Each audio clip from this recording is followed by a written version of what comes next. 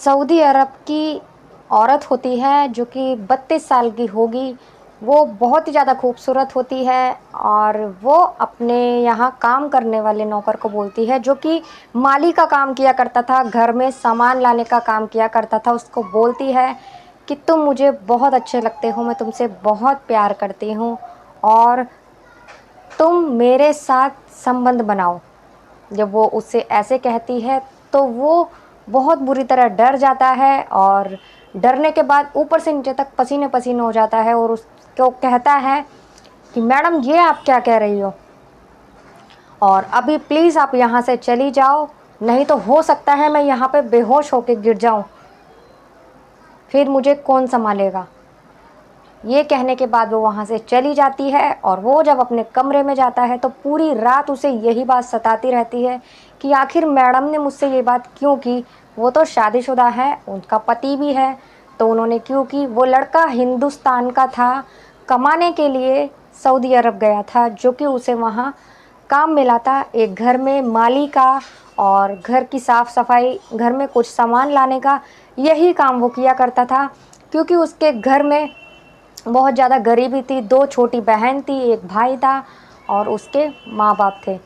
जब वो ऐसा उसके साथ होता है तो वो बहुत बुरी तरह से डर जाता है। और अगर वीडियो अच्छी लगे तो प्लीज़ वीडियो को लाइक कर दीजिए, और अगर चैनल पर आप लोग नए हैं तो चैनल को भी सब्सक्राइब कर दीजिए। मैं गीता गुप्ता, स्वागत है आप लोगों का मेरी आज की एक नई कहानी में। जय माता दी। ये सऊदी अरब की कहानी है, जहाँ हिंदुस्तान का एक लड़का होता है और वो गरीब होता है, पढ़ लिख जाता है और वो अपना शरीर बहुत अच्छा बना लेता है, बॉडी अपनी बहुत अच्छी बना लेता है। जो कोई भी लड़की उसकी बॉडी को देखती थी तो वो उस पर फ़िदा हो जाती थी। लेकिन ये जो पेट है ये तो रोटी मांगता है, और रोटी आती है पैसों से, और पैसों के लिए उसने बहुत कुछ कर लिया था लेकिन वो ज़्यादा नहीं कमा पा रहा था।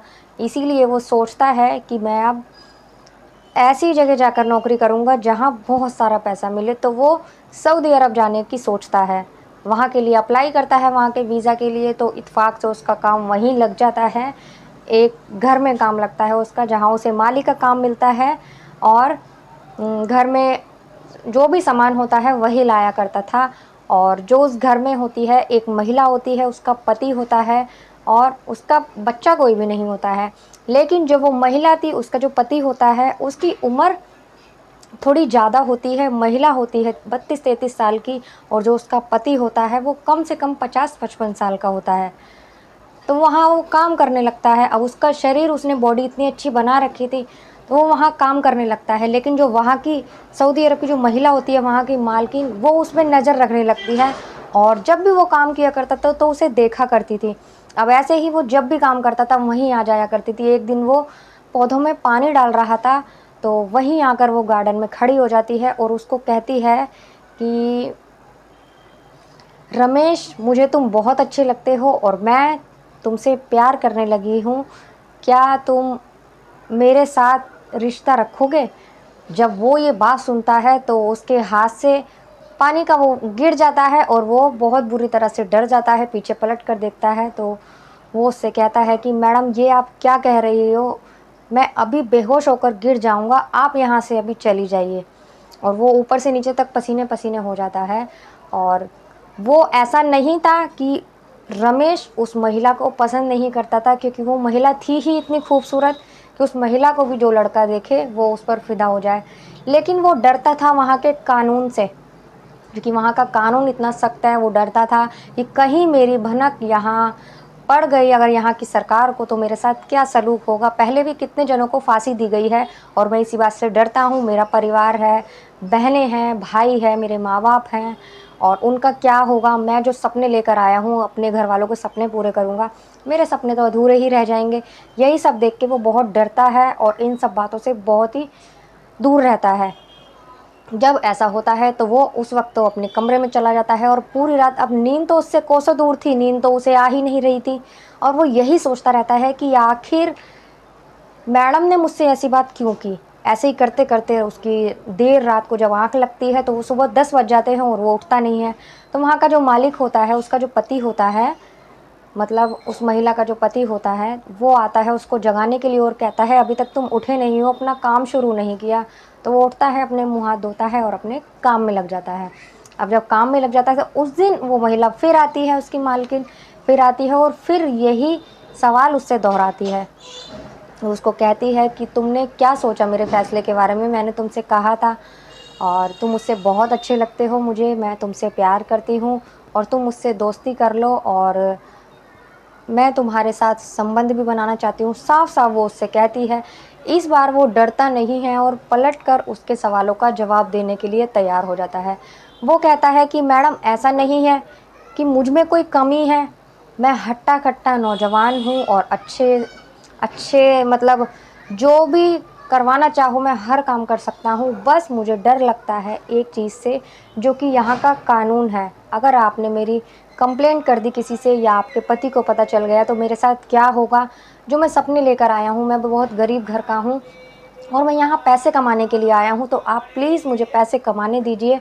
मैं बहुत सारे सपने लेकर आया हूँ और मुझे काम करने दीजिए, मुझे अपने घरवालों के सपने पूरे करने हैं।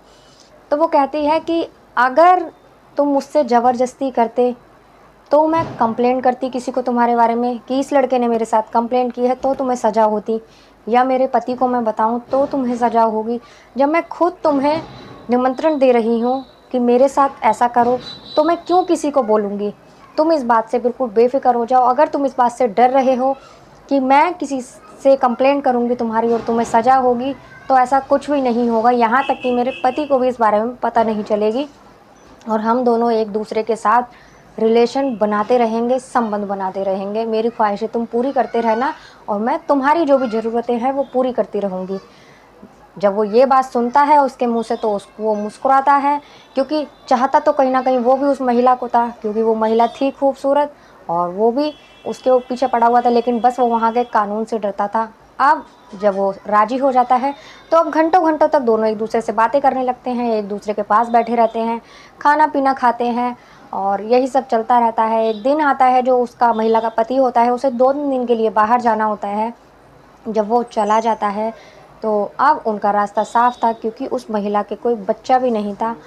अब वो यही सोचती है कि अब हम दोनों का रास्ता साफ हो गया। अब वो उसको कहती है, उसे बुलाती है और दोनों इस बात के लिए पूरी तरह तैयार हो जाते हैं। वो भी सोचता है कि हाँ, अब जब ये खुद ही कह रही है तो संबंध बनाने में क्या, दूसरे से संबंध बनाते हैं और घंटों तक एक दूसरे के साथ रहते हैं।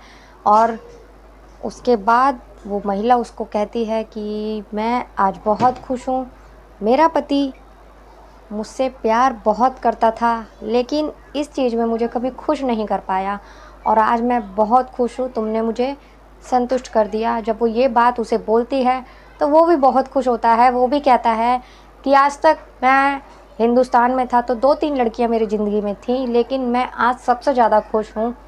दोनों बहुत खुश होते हैं और एक दूसरे से संबंध बनाने लगते हैं। अब जब भी उन्हें टाइम मिलता है, जब भी वो ऐसा करने लगते हैं।